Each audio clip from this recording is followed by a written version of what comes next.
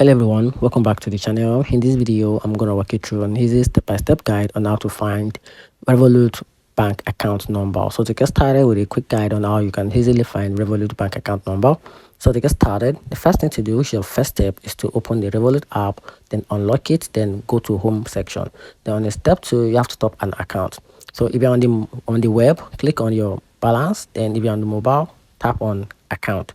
Then on step 3, you have to select the currency account.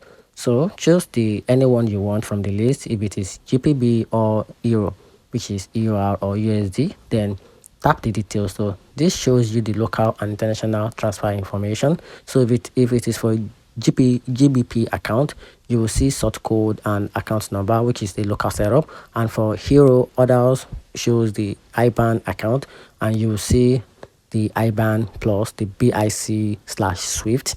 Then how to extract your sort code and account number from the IBAN, which is IBAN. So if your account shows only an IBAN, that IBAN contains your sort code and your account number. So the sort code is the 6 digit after the bank code in your IBAN. I repeat. So if it is sort code, the 6 digit after the bank code is your IBAN. And for account number, the 8 digit following the sort code is your account number.